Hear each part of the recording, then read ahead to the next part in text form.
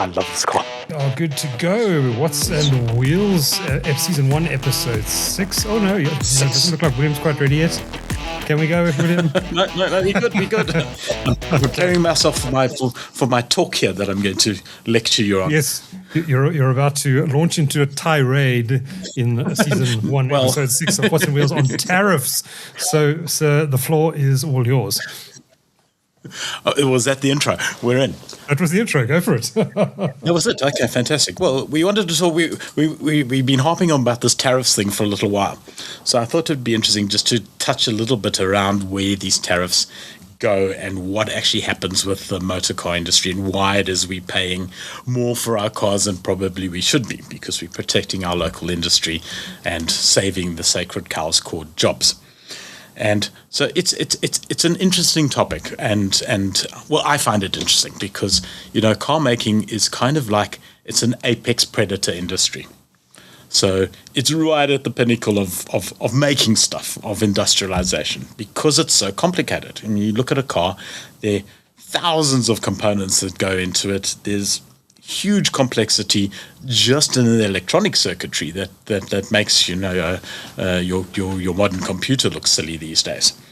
Then you've got all the mechanicals, the stuff that keeps the car on the road, all the different suspension components, all the different tire components, all the different shock absorbers, the integration of all of that into a logistical management system that the car these days has sensors on just about everything. So if your wheel bearing goes out, it lets you know that there's a fault. So cars are really sophisticated and complex things to make. And as a result of that, you need really sophisticated and complex manufacturing facilities on production lines to make these things. That stands to reason. And I mean, you know, it's one of my favorite things is going on factory tours. I absolutely love it because no two production lines are ever really exactly the same. They're all tuned in slightly different ways because they evolve over time to accommodate different things. So as models change, you know, the line that makes the models change. And when it changes back to something else or they make a change, and that line will customize itself to that specific outcome. And, you know, you look at these facilities these days, they've got the ability to cater for different workers at different stations at different times. So if you have a disabled worker, someone who's in a wheelchair, for example, the line will raise and lower the car for that specific person. And that specific person moves around the line, that process has to follow. So there's incredible sophistication in these things. And we talk about the difference between SKD and CKD. I drop these terms around because I'm familiar with them, and I realize most of our listeners may not be. And your co-host is also not familiar with them, so you're going to have to explain them to him as well. let me attempt to acronym a little bit of what we go on about. So SKD stands for semi-knocked down, and CKD stands for completely knocked down. So knocked down just means made. Okay, so semi-made or completely made. Semi-made, SKD, is where you take a whole bunch of components, you import them from wherever, and you screw them all together into the final product. Okay, so that's a fairly simple process. You just need a worker with a screwdriver, bolt it all together, and away you go. You just have a pile of components next to your production line. You fit them all together, and it's a lot simpler. In completely knocked down, or CKD, you're manufacturing every component. So you take raw steel, you stamp it into the shape of the panel that you want, you create your own suspension, you build your own engines, you manufacture your own seats. So you have a far higher degree of actual component manufacture of the vehicle itself. And this reflects in something that we call the local content value. So in a CKD car, a completely knocked down car, you're going to have a lot more local value integrated into that car because a lot more of it is manufactured locally. In an SKD car, if you're importing all those components, the local value content or local content value, whichever way you want to put it, is much lower. And this is really where the interesting sort of trade-offs make their appearance in the industry. So, at which point do you transition from SKD to CKD? And where are you if you're doing partial import of components and partial manufacture of local components? And that's where a lot of our OEMs find themselves. So, for example, if you're going to be using something like a Bosch Motronic fuel injection management system inside your local vehicle, which is a very expensive part of ensuring the right amount of fuel gets to the right piston at the right time with the right pressure and the right composition. These things are incredibly sophisticated. That little electronic device is something that typically you need to make 2 million of at a time to justify making it locally. Mm-hmm. So that's 3 times what we produce entirely in our production facilities. So we import that component. But because it's a very sophisticated electronic component, it is expensive. And because we put one into every single car, we reduce the amount of local value that we can add to that car in accordance with the sophistication of the product that we want. And when it comes to car manufacturing, volume, the scale at which you produce, is everything. So the economies of scale that kick in an apex industry like auto manufacturer are of critical importance. You can't do this if you're making 2,000 cars a year. You cannot leverage your economies of scale to compete against the Chinese who are making 2 million cars a year. So it becomes a very difficult mix to manage. And at every stage, you're trying to optimize for the local value content, because that's local value that you're creating. It's money you're bringing into the local economy as opposed to exporting it to wherever you're importing your components from. And the higher your local content value, the better off the industry is for South Africa as a whole, for SA Inc., SA's GDP. And the SKD versus CKD model is a reflection of what's actually happening in the build of it. So, for example, the factory that Bike Run down in Port Elizabeth is completely an SKD facility. Hyundai, in fact, actually have an SK facility where they manufacture the H100s, screw them together, and you can import the components largely as an almost ready a rolling chassis. So, in other words, it comes in as a chassis with the wheels on, an engine in, you bolt a couple of things on, and off you go. So you can import SKD components at various levels of finish. So it becomes an exercise of SKD is one of the areas where Andrew Kirby was quite firm that for every one SKD job that you create, you're taking 7 away from CKD. That's roughly the ratio.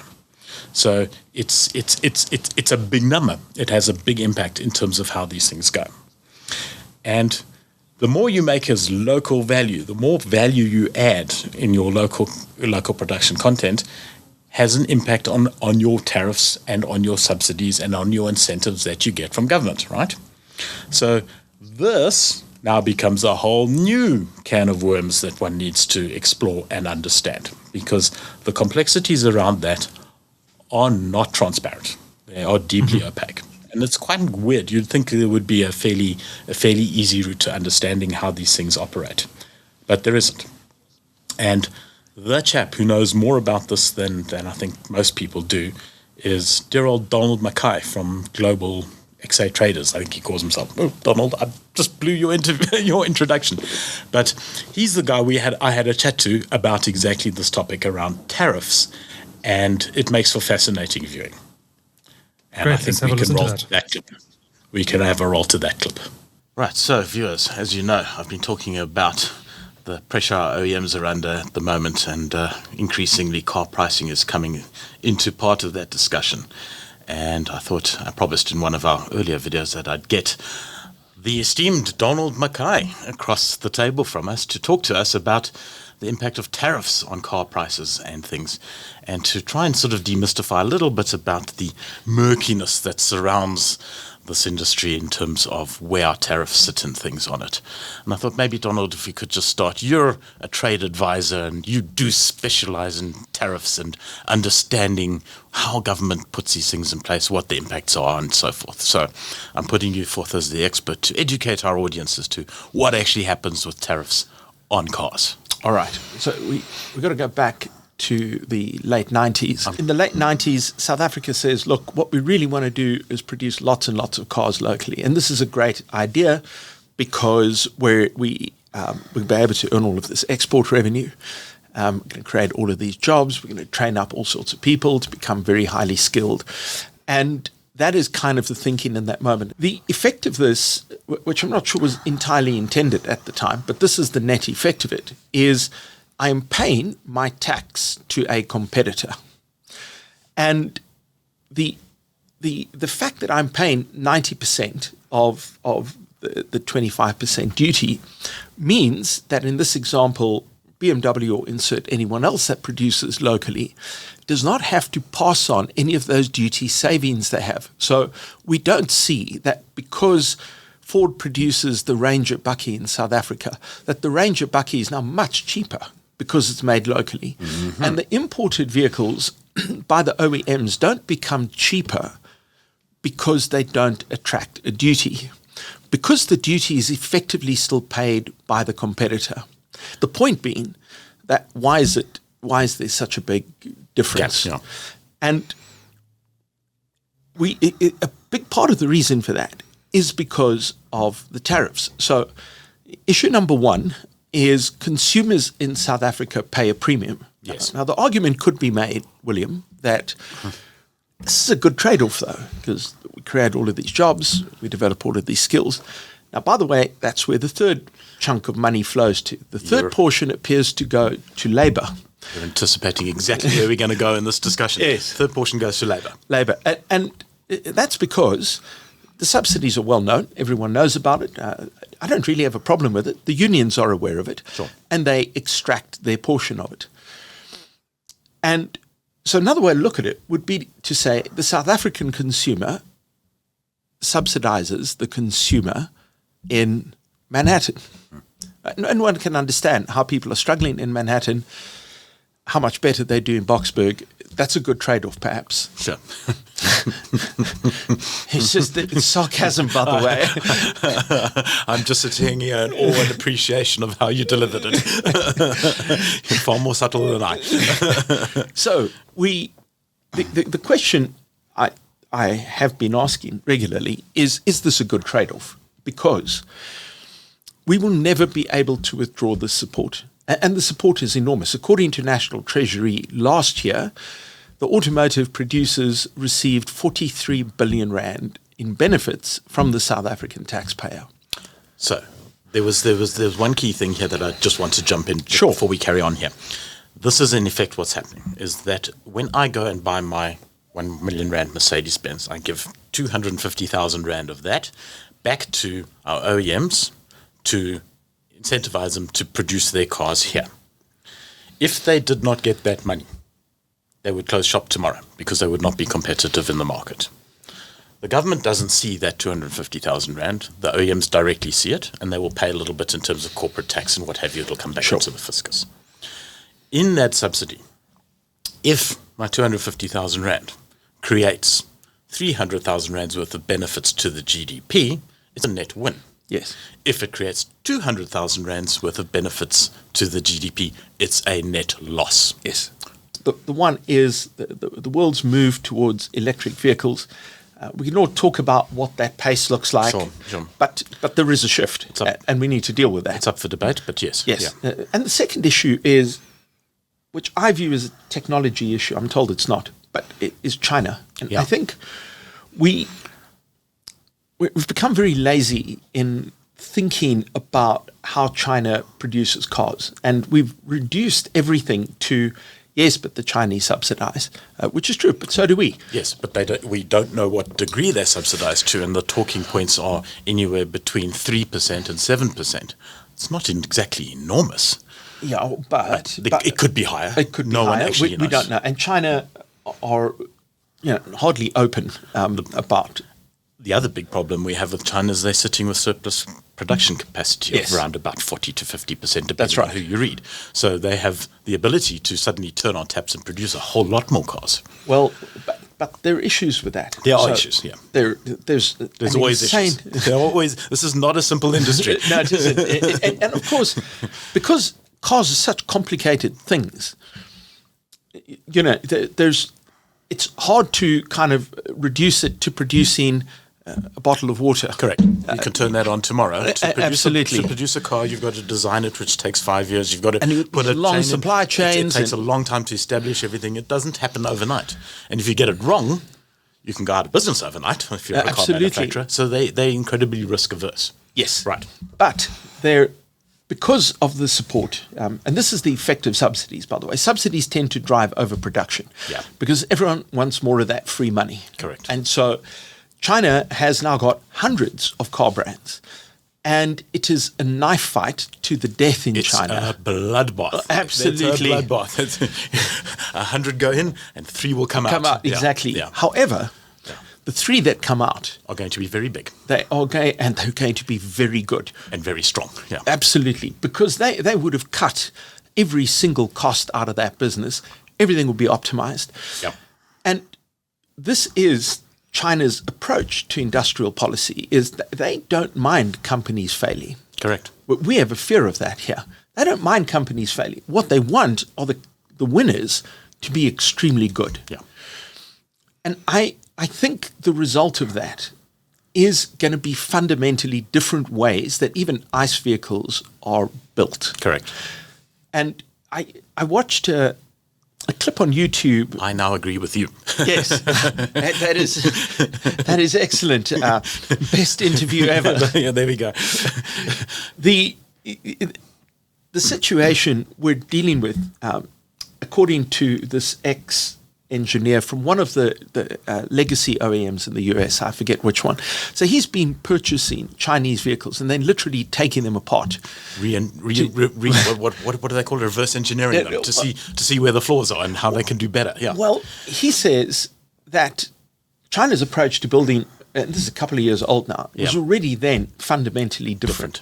So he was saying they're just a lot cheaper. There's much more usage of similar components between different models, et cetera, And his take was that US producers would struggle to compete in the long term with that because they were not as aggressive in their approach to this. And he felt because the Chinese don't survive if they don't kind of get it right, they're just like nothing is off the table there. Correct.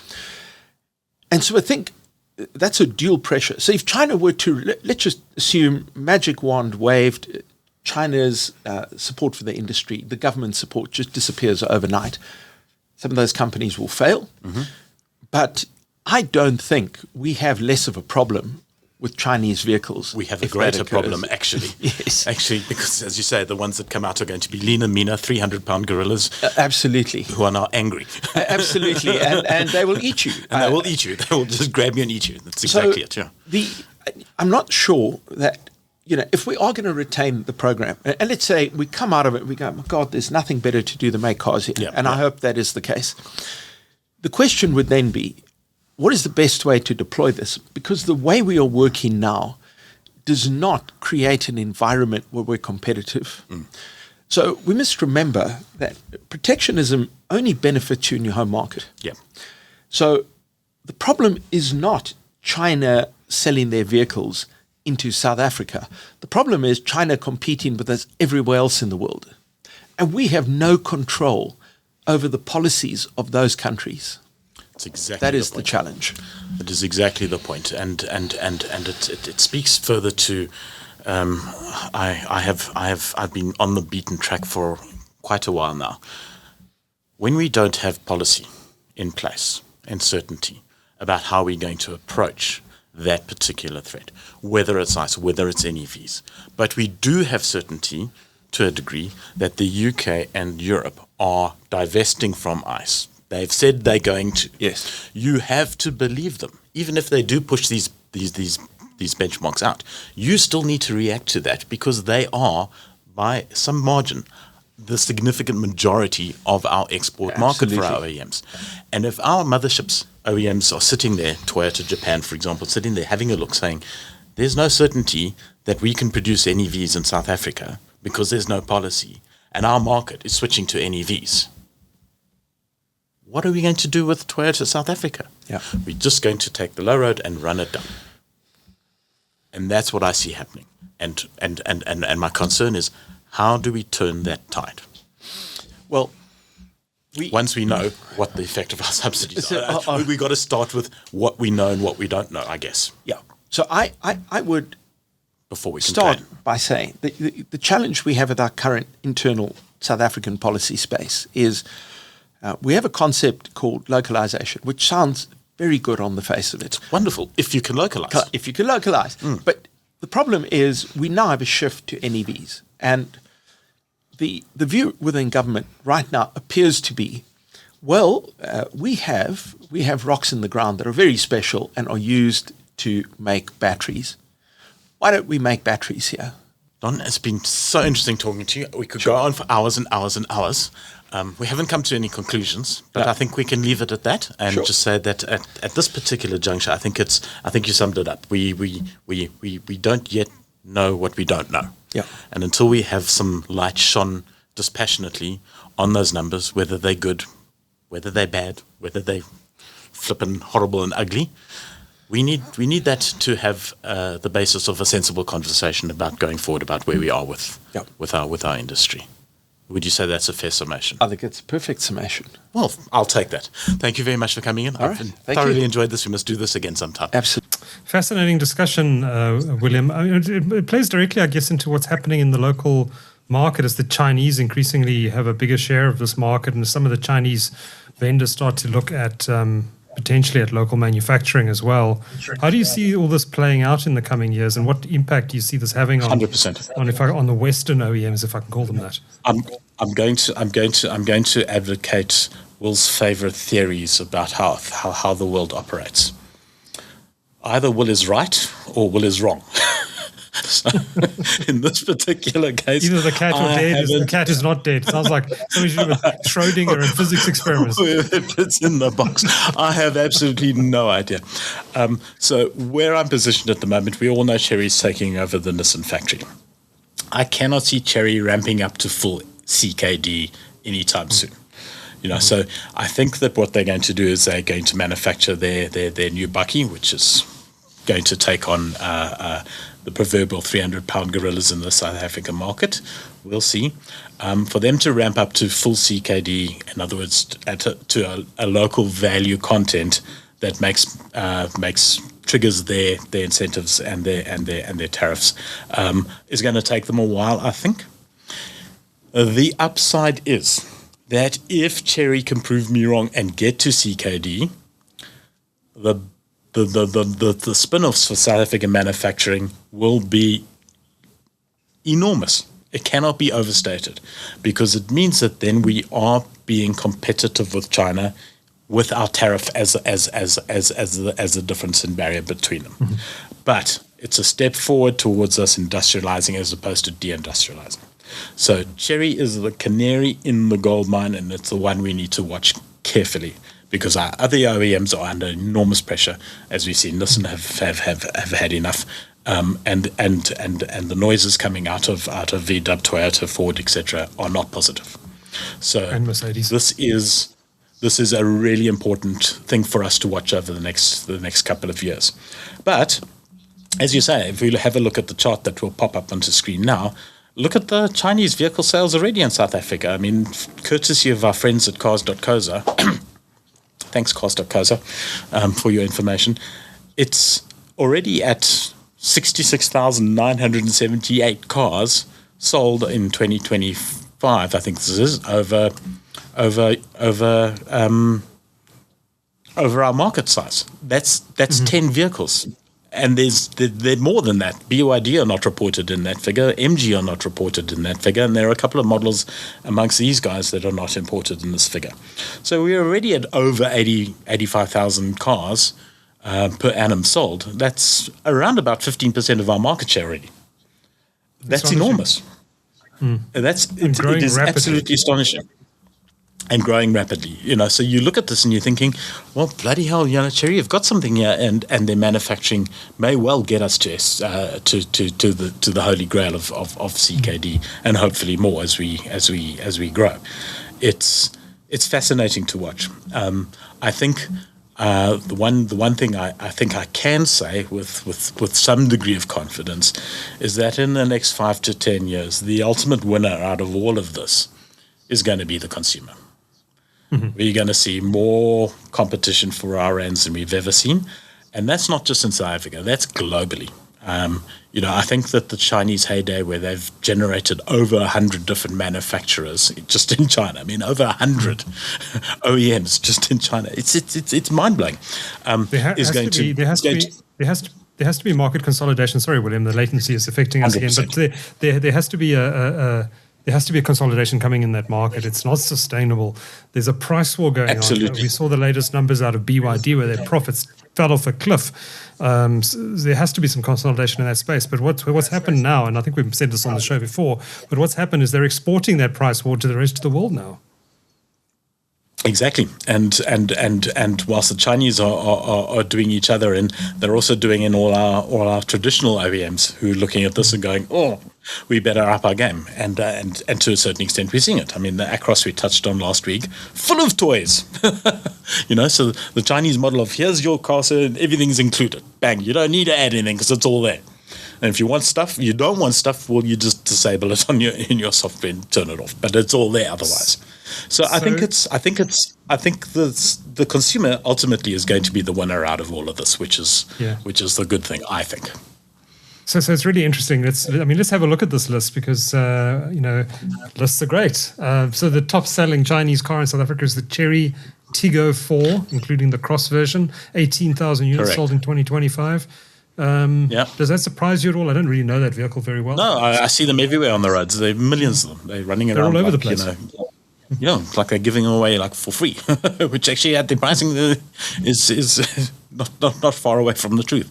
It's a lot of car for the money, and it was Chery's entrance into the South African market. They hit it hard, and have maintained the pricing aggression, and it's reflected in the sales. Interesting to see And then you get Amoda so high on the list because that's a relatively new brand in South Africa. The Amoda C5 up 270%. Well, obviously, they were quite new in the market in 2024, but that's a big jump. And they're also further down on the list, same company, JQ, of course, all part of the same holding company. Also jumping 67% year on year with their J7 model. I would have thought the J5 model would have been on the list rather than the J7, which is interesting. It just goes to show. But for me, the interesting one is number 4, which is the GWMP series. That's the bakkie. It's a bakkie, yeah. So the bakkie's done 5,000 units. It's. I think those are the numbers that Landtrek wanted to do, and didn't. And the GWM has. So it's getting to the point where, as I say, if Chery do bring their bakkie out, it's going to have a base into which it can now start to feed. And you know what happens when the Chinese get a base established. We've seen it. They just expand. So it's going to be a true test of Hilux and Ranger. It's going to be a true test. This is the biggest competition I think they've faced in absolute ages.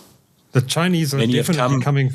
They're coming for that bakkie segment. BYD's got the Shark 6, of course. BYD has also just started reporting their numbers through NAMSA. So we should have a clearer view at the end of this year of how BYD is doing in terms of the list. I would be surprised if a number of their models doesn't pop up in the top 10 Chinese selling vehicles in South Africa by this time next year. Certainly that bakkie segment. That bakkie segment is getting very interesting. South Africans are very loyal to the Toyota Hilux. They're very loyal to their Ford Rangers. But judging by the number of Sharks I've seen on the road over the last few months, they're not that loyal. And that is exactly it. And once you have a sale to a Chinese brand, you are not going to get that sale back. Well, it's going to be very hard for you to win the customer back, I think.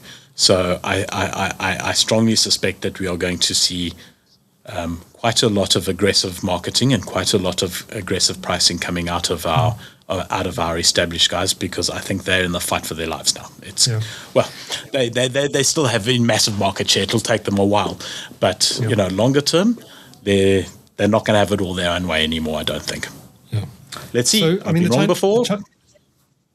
The Chinese manufacturers are obviously very strong in building electric vehicles, PHEVs, that sort of thing, which I think the established Western vendors are less good at. But the other area where the Chinese are very strong is just adding in all the technology. All the technology that comes standard in these cars is actually quite astonishing.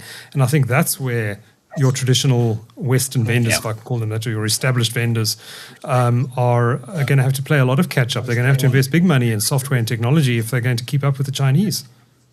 Agreed. I mean, you get into a P6 and you're kind of like, well, the asking price is fairly reasonable, but look at all the stuff I get, and that's what tips you over the edge. It's kind of like, ooh, stuff, it's just, look, Pa, watch the car do this, and we do, to a certain extent, take a little bit of the mickey out of the Chinese with their crazy tech. I mean, we had a swimming car last week, for goodness sake. But they put it in, and there's going to be a guy out there who says, look, my car can swim, and buy it because it can swim, and it's just, that's I think is a trend that is going to be difficult to reverse. I think it's just going to continue, so interesting space, and it'll be good for South Africa if we can get to CKD bakkie production with Chery to add to Ranger and add to Hilux. So as I say, one absolutely to watch. So you've had a chance to drive something very different. This is an Italian brand, but I'm not sure this car is made in Italy. Is it made in China as well, William? No, it's can I get back to you on that? So this is a car where I may have made a slightly bigger prediction than is justified, but this I think is still car of the year. Oh yes, this hands down is car of the year. Of course, we're talking about the Alfa Electrica and the 207 kilowatt version, not the smaller one, and it is in my hands. And let's have a look at what I thought about it. How many stereotypes can we get into one review? Because everyone says, you're not a petrol head until you've owned an Alfa. You're not a true car aficionado until you've owned an Alfa. And here's an Alfa to own. It's unfortunately not petrol.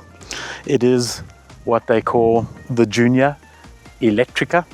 So this is Alfa's version of an all-electric EV. And being their Veloce, this is the big one available in the 2 model range. 207 kilowatts, 375 odd Newton meters of torque. But in the vein of stereotypicalness that is Alfa Romeo, I have fallen in love with this car. So everything I say, you need to take with a pinch of salt, because it's won me over completely. And I didn't really expect it to. I know on launch I said it was a great car, and I know I've called it car of the year, but having actually now spent some time with it, I'm right. If this doesn't win car of the year, it's a travesty. Just look at it. Damn, it's beautiful. And I don't care what anyone says, it is not going to be one of those little crossover SUV segment vehicles that does not stand out. This one does. And from the front, which I think is the least appealing aspect of the vehicle, you can tell it's a Veloce because it has a special grille here. And as we'll discover, there's a lot of plastic in this car. It starts there. But look at it. Skirts, beautiful, attractive. And as I said, that's the least attractive part of the car. Look at those wheels. Oh my God. I don't think I've ever seen anything quite as beautiful as this. Maybe Alfa's traditional five telly wheel dial things. These are brake pads, but being an electric vehicle, they're not even hot. And we've just done I don't know what, 80 Ks to get here. Just look at these things and look at this height. It is correct. The wheel fits the arch perfectly, and that matters. It just contributes to the overall sportiness of the car with its red Go Faster stripe. Stunning, absolutely stunning. And then we get to the arse of this thing. It's just fabulous. I love these lines. They are modern, they're clean, they're elegant, they're attractive. It's absolutely gorgeous. Yes, this rear view mirror slopes almost flat. Rear view mirror, did I say mirror? Window slopes almost flat. So it's going to get a lot of dirt on it. Don't care. Don't care. I don't care. Love it. Whilst we're here, it's a powered tailgate, of course. There's a bunch of stuff in here that we've got carrying around with us. There's no spare wheel on the car. Don't care. Love it.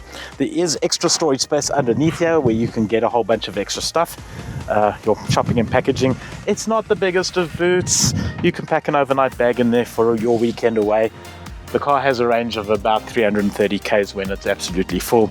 So you're not going to be going away very far. So you're not going to need a lot of stuff. So you don't really need a big boot. It's fine. Alfa got the perfect size boot. I'm comfortable with it. It has the optional extra sporty seat option, which is a lot of money. It's not, we won't mention it because we don't want to put our viewers off buying one of these, because every viewer should buy one of these. And the driver's seat position, which I'm about to jump into and show you all, is perfect. You have electrically adjustable seats. I've got a hole in my jeans. I need to change that. Everything you need just falls to hand. This is a driver's car.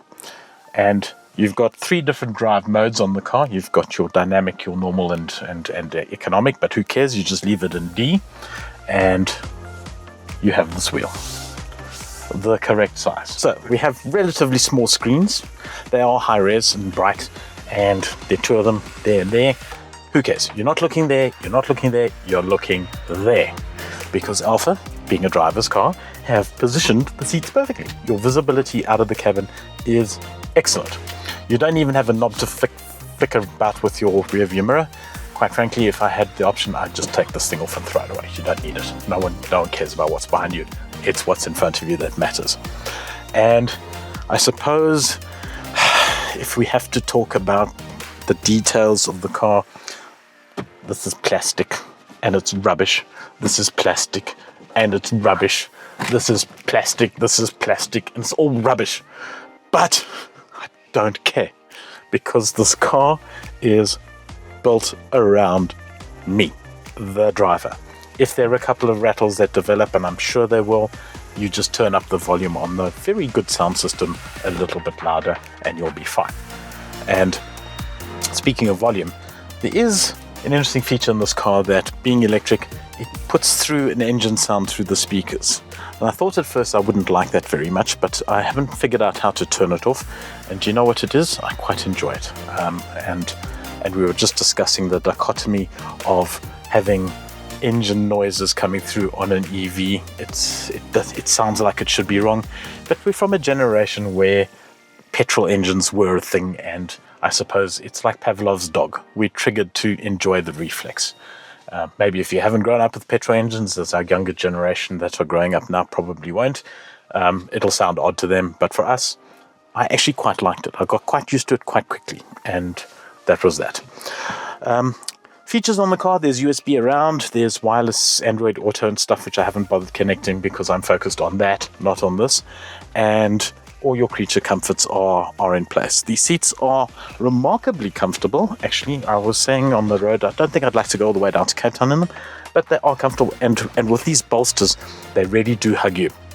I'm quite a slender chap, but these still grip me reasonably nicely, and I'm kept in place should I want to be tossing this car around twisty cornered sections as we go. But, you know, you've got a whole bunch of features. You'd expect it. This is a R1 million vehicle after all. You have remote open access for your boot, which you can close with a button too.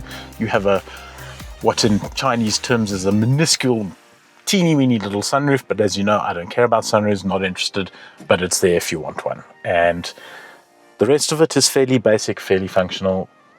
There's nothing really that I missed on this car that I wanted, that I can say I didn't have. Because, as I said, it's won me over. I'm in love with it. I don't know really how to express how much I adore this car. The back space isn't really all that big. It is a compact car, right? So it's small. It handles like a bit of a hot hatch, actually, even though it claims sort of SUV crossover-y type things. But it's compromised in the back because this space here is not what we used to from Chinese-made cars. This car is made in Poland. It is very European, as you can see. And I've got some headroom. These headrests need to go up a bit. But this is not massive for full-grown adults compared to some of the larger scale competition. But you've got a USB here and it's comfortable enough. You've got some speakers for your sound and you've got a little interior light there. And to be honest, I don't really care about anyone sitting in the back of the car because I'm sitting there and I will never be sitting anywhere else if I'm in the car because, as I say, I love it. Seats do fold down and in typical Alfa fashion, you have to put the headrest down, drop it down. It kind of lies flat with the boot. Let me just show you.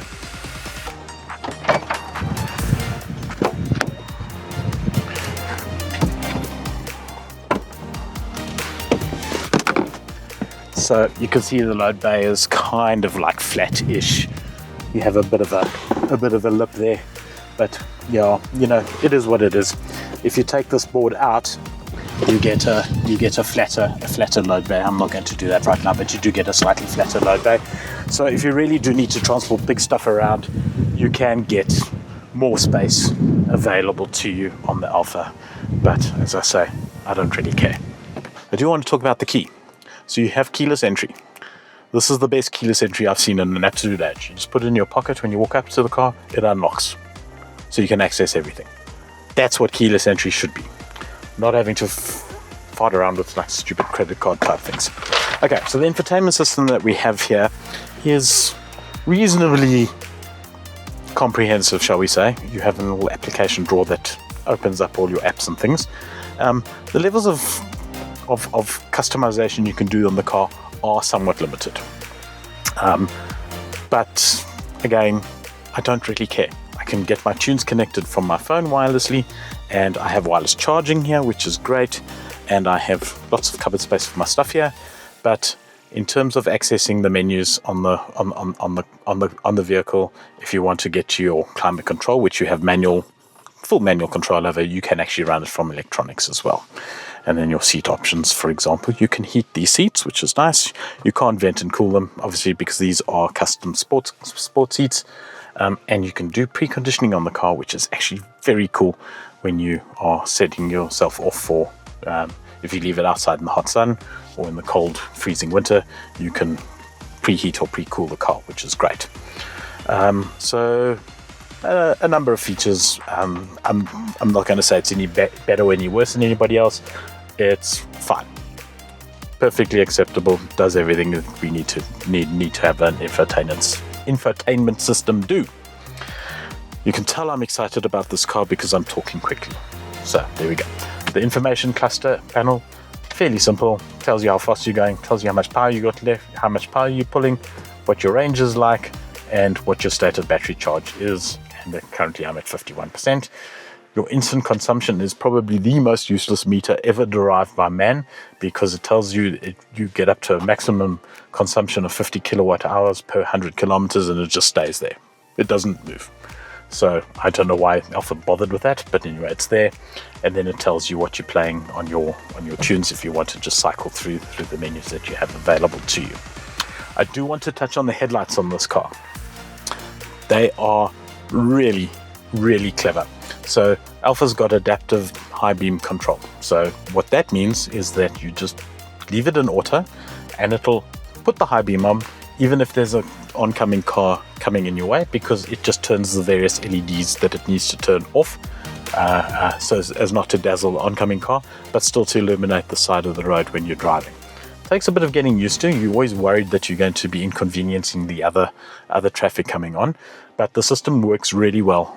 I didn't have anybody flash me or complain that my lights were too bright, and the Alfa's lights give you an excellent range of visibility.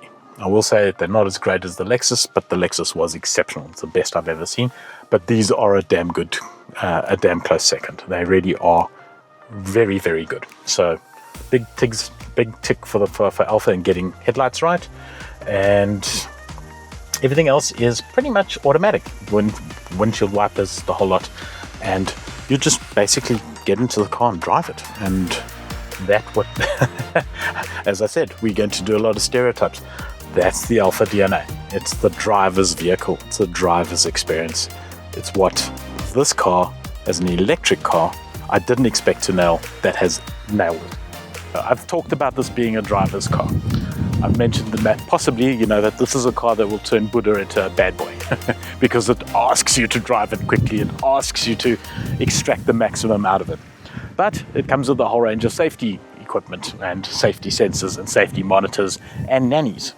But what Alfa have done is they've dialed that back to a level where they accept that if you're going to be owning one of these, you lucky few, that you actually know what you're doing behind the wheel.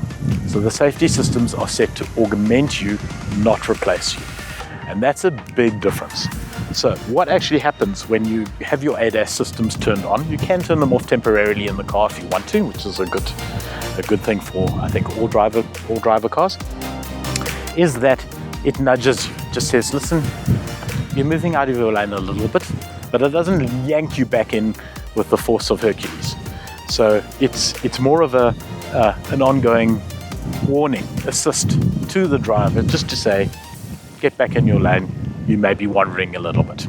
It has adaptive cruise control, which is excellent, really works very well. Very simple to activate off the steering wheel. I had no problems with that, and I enjoyed that immensely. I didn't have an opportunity to test its automatic stopping in case you're going to hit something, but it's there on the system. And happily, what Alfa does do really well is very low audible bonks. So the most annoying one is kind of like it has a camera to pick up your speed signs. If it doesn't pick one up, it automatically assumes you should be driving at 40, which is annoying if you're driving on the highway, and it'll just gently bong you. You can push the OK button and then that shuts it up. So it's a well thought out safety suite, and it has pretty much everything. It's got rear cross traffic detection when you're reversing, it's got automatic brake assist, it's got automatic brake detection if you're about to hit something, and so all the important boxes this thing ticks, but it's the way that it executes them that I found really, really appealing. Let's get to the Achilles heel. The biggest problem with this car is it's just too damned expensive, because I can't afford it. It's 995,000 Rand as it stands, and I think the seats are an extra 50 or 60k if you want those, and if you can afford the 995,000 Rand for the car, buy the bloody seats, just get them, you'll thank me later. And that really is about it. So the price is its biggest problem. At 995, I would want 2 motors and all-wheel drive. But as I say, I'm perfectly happy with the way it is at the moment. And whilst it may be a lot of money, it is a lot of car. And the experience you have behind it, this is a car that you will get into every single day and get out of every single day a happier person than when you got into it. And you can't say fairer than that.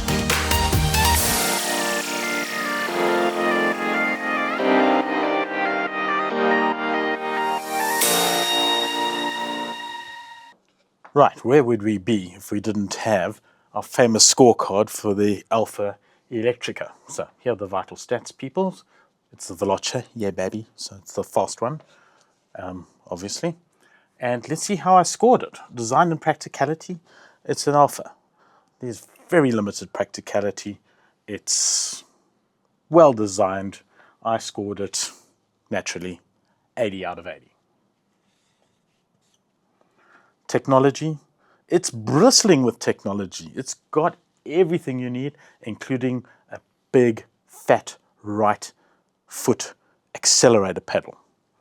That, I think, is more than you need to qualify to give this 40 out of 40. Engineering. A marvel of engineering. A feat of Italian sophistication. It has got to be 20 out of 20. The powertrain. Unbelievable smoothness, unbelievable acceleration, unbelievable exhilaration. It's an Alfa, it's a driver's car, 50 out of 50. Ride and handling, stunning, sublime. Couldn't ask for more, even from a front-wheel drive with a trick limited slip diff. It gives you absolute control, pinpoint accuracy. This, as I said before, is not a car you drive or get into, you put it on. And obviously, for that, 50 out of 50. It's looking pretty good for the Alfa so far. Safety, it's so quick, it's so nimble, so agile. It doesn't put you into a situation where you need to worry about safety. So we have to give it full marks for that. 30 out of 30. Affordability, value for money, I did say that it's too expensive. But when we're talking about value for money here, look at the enjoyment and the fun you get out of this car. Obviously, 30 out of 30. It's looking really good. I think Alfa might actually be going for a high score here. Overall excellence and ingenuity, well, it's flawless. It's absolutely flawless. Plastic interior, whatever side, no one cares. The Alfa is amazing. 30 out of 30. Which I think you'll find gives the Alfa Electrica a well-deserved perfect score of 330 out of 330. I can't say any more than that. What a car. What a car. You should go and buy one immediately.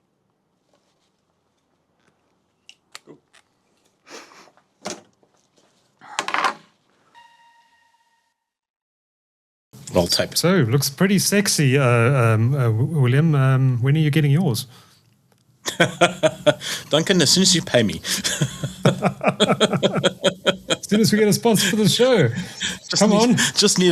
William needs his Alfa. I just need a month's salary. Thank you. That'll be enough to pay for it, I'm sure.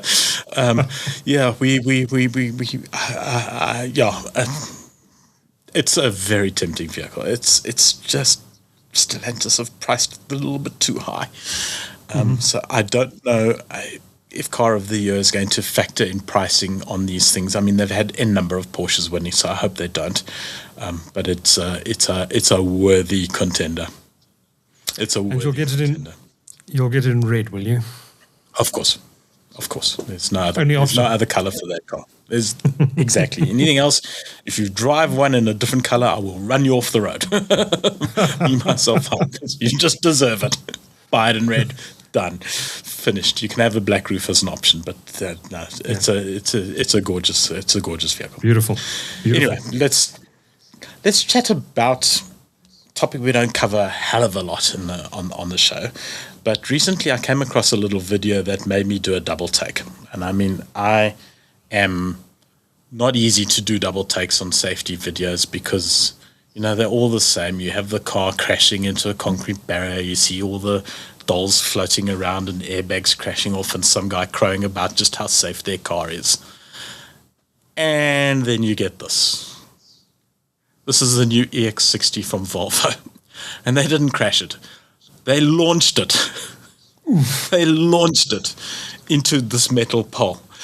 And that absolute visceral impact I felt when watching that car crash into that pole. It is, I think, one of the most stunning safety videos I've ever seen because it demonstrates a real-world scenario where the driver is completely out of control into a completely uncontrolled crash situation. And just look at the damage that this car absorbs. It is phenomenal. Absolutely phenomenal. And that simulates hitting a tree.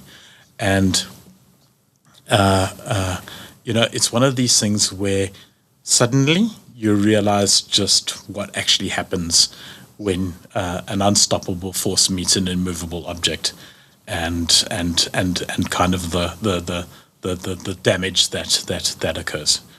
And I think that will save your life. Volvo deserve a special mention for that video, just for the fact that they absolutely took it out of the factory and launched it into a freaking pole. Just stunning. Absolutely stunning. We need more of these. It did pain me to see a beautiful car like that getting smashed up in that way, but yes, I suppose they haven't tested. You do feel it. You got to test it, and what a way to test it! Just airborne and then straight into a tree.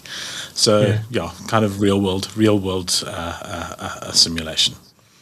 And you look at this and you're thinking, wow, that's something to consider. And it's one of those things that our next story, which is incredibly hard to segue into, so I'm just not going to, is Rory Sutherland, a chap I've been following for a little while. He's a marketing guy, right? Yeah. And he's been talking about one of the side effects of Waymo, which is human. So apparently people have been renting these cars, having them drive them around autonomously, and then getting up to stuff inside the vehicles. Oh, right. We want to maintain our rating on the show. but I suppose it's cheaper than a hotel. And Roy Sutherland is the sort of guy who looks at this and he says, well, that's not really the issue here, is it? It's the fact of, it's no longer a car, is it? It's now a room on wheels. Mm-hmm. And what else do you do in rooms on wheels? Well, you could turn it into a meeting room. It becomes your office.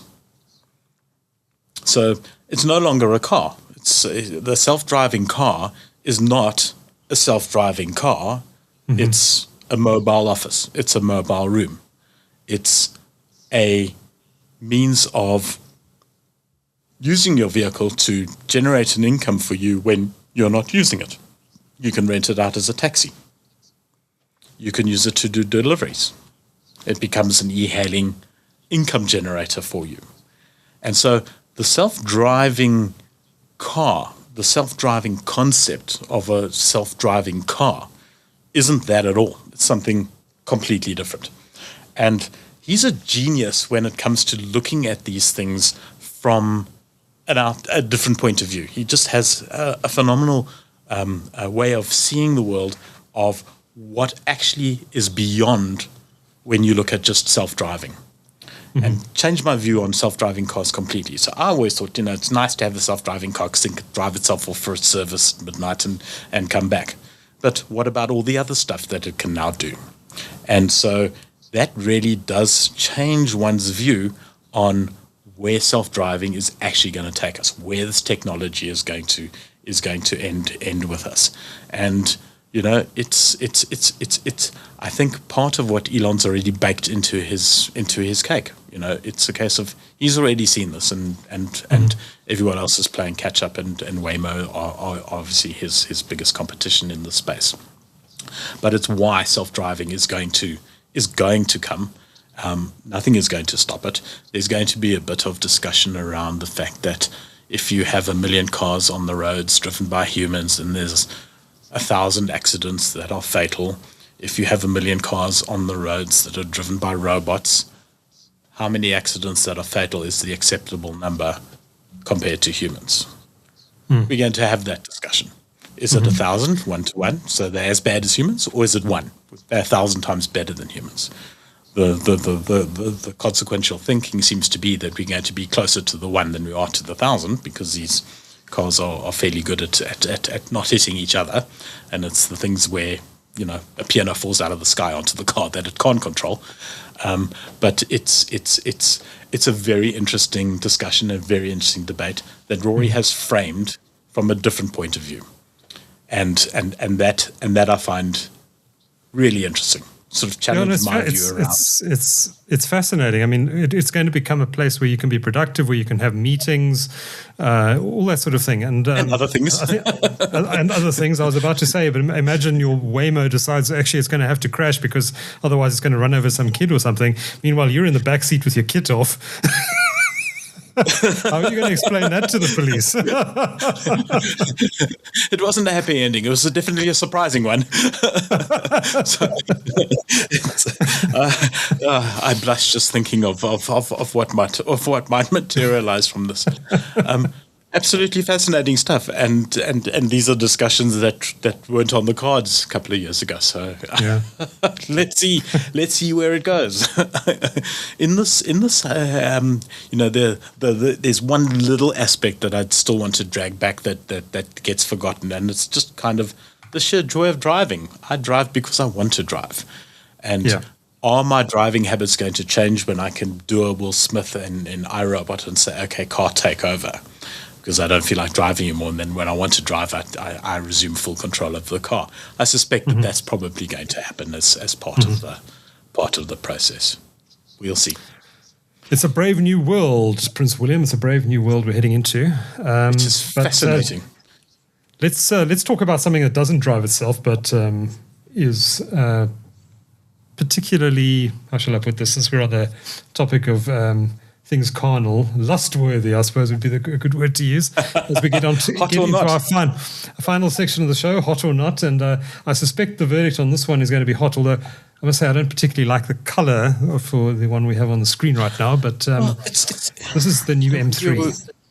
We were gushing over that Toyota thing a while back.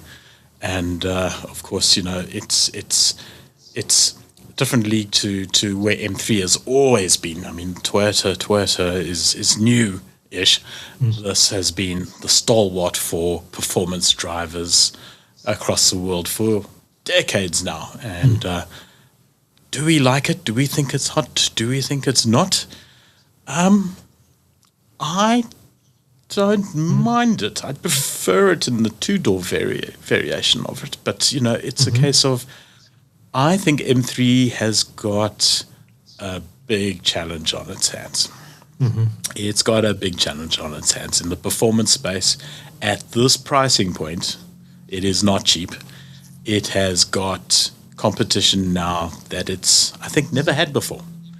So whilst it's still a thing of beauty, while it still might be the ultimate driving machine for the purist, I think there are a lot of ultimate driving machines for the purists now making their appearance on the market. And so in terms of hot, yes, it is hot. Is it still the super hot it used to be? I'm not so sure. What are your thoughts, Duncan? No, I think I agree with that view. It's personally, I mean, I suppose it comes down to would I buy one personally at the price? I mean, what's the retail of this now? About 2.5 million? 2 million, 2.5 million? Yeah, somewhere around about that. It's not cheap. At that price point, I think I'd be considering something else. I'd probably, I'm probably showing my age here, but I'd probably even consider something like the EX90 from Volvo, or that's not a racing car, but there are some very exciting electric racing cars that you can get in that price range now. Some really sexy cars from the likes of Audi, for example. So my 20s something self would have said absolutely I want the M3, but now that I'm in my early 50s, actually no, I think I'd look for something else. And even just 10 years ago, I mean, the M3 was absolutely, that's the one to have. And I think that 10 years have changed that section of the market quite a bit. Quite a bit. So I'm going to say it's hot. It's still hot. It's still an M3. It's still going to be stunning to drive. It's still going to have all of those things. But it doesn't have it all its own way. Doesn't have it all its own way anymore. I agree with you on that. And this particular color, I would give it a meh. I don't know. Ways I might agree. No. Quite like lime green. Anyway, I have things. But speaking of Volvos, let's have a squiz at this. Oh, EX90. no, that is beautiful. That is a good-looking car.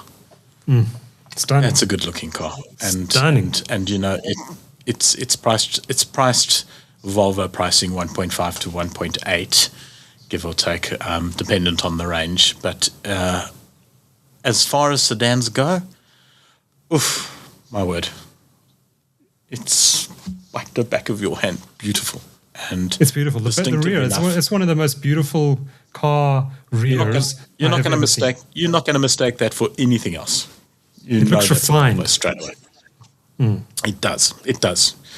And refined is never a word I thought I would actually ever use when judging the desirability of a car. But here we are. We're getting old, Duncan. yeah, we're looking at Volvos. We must be getting old, and we're drooling over Volvos. I mean, considering where it's going to be, I know you're probably there, because it's got everything going for it, and yeah, it's performance on it, the range on it is, and it's all electric. It's a stunning vehicle. I really hope that they do what Volvos do in the second-hand market, and that is drop their value like Wile E. Coyote going over the edge of a cliff and just plummeting down to zero. But the tragic part of it is that, having followed Auto Trader recently, the EX30, which I thought would drop in value massively, just isn't. It's holding second-hand values surprisingly well. To the point where it's annoying because I was hoping to pick one up on the cheap. I'm hoping to pick up any Volvo on the cheap, but that's no longer happening. So it's truly remarkable to see that. Maybe it's still early days for them. They're still a relatively new car, but they appear to be holding their value. So yeah, can't fold it.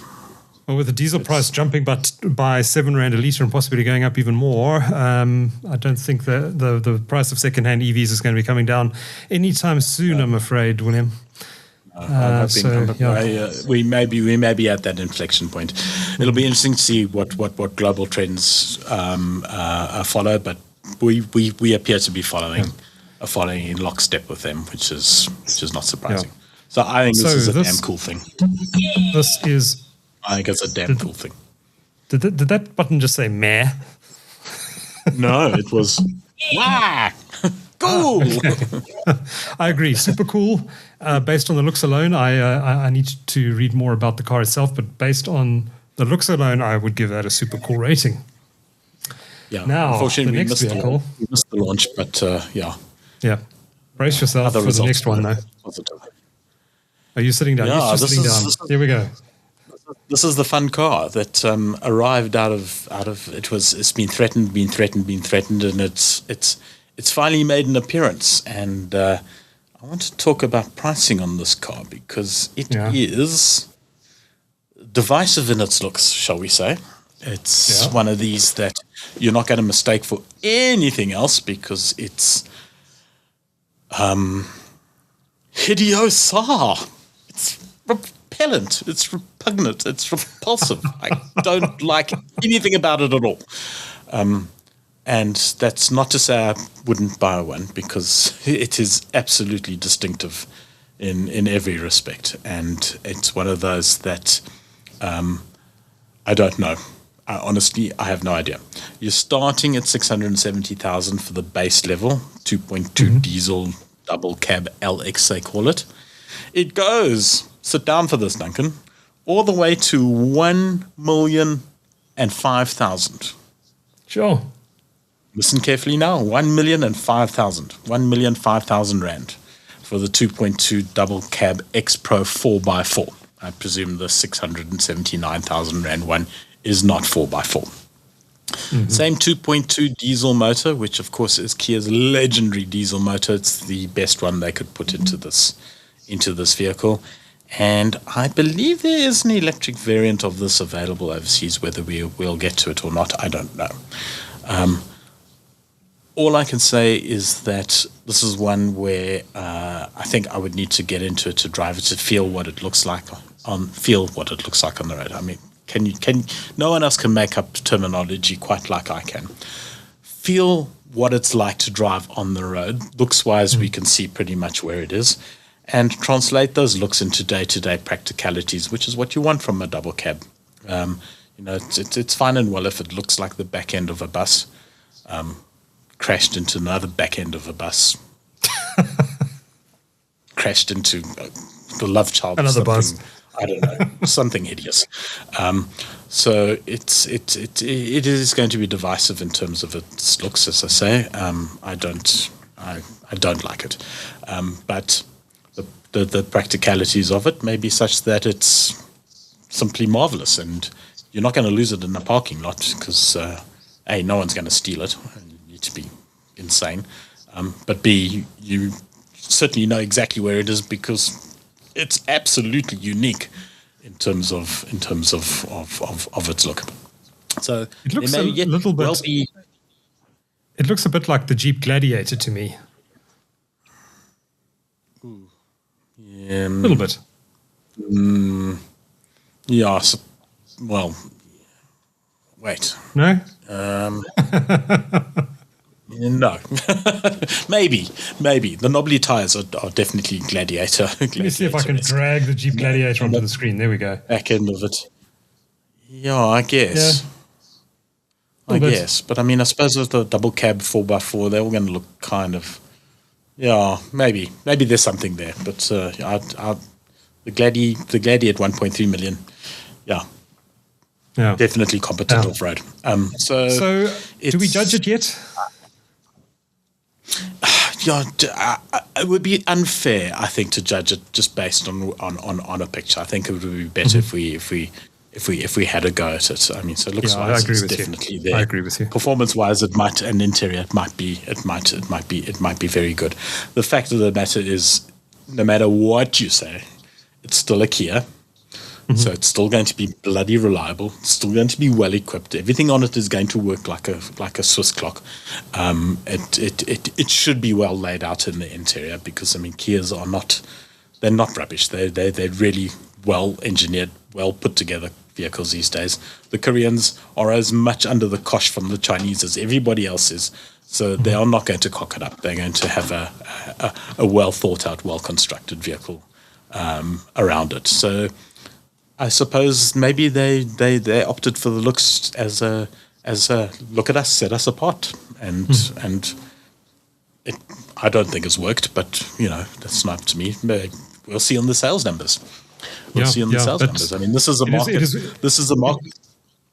It is one of those cars we need to see in the metal and drive and see how it does, and especially off-road. I mean, off-road is very important in this category. So Kia, if you're watching, send us one over for a couple of days. We'll have a look at it. I'll get someone else. No, I'll drive it. I will drive it.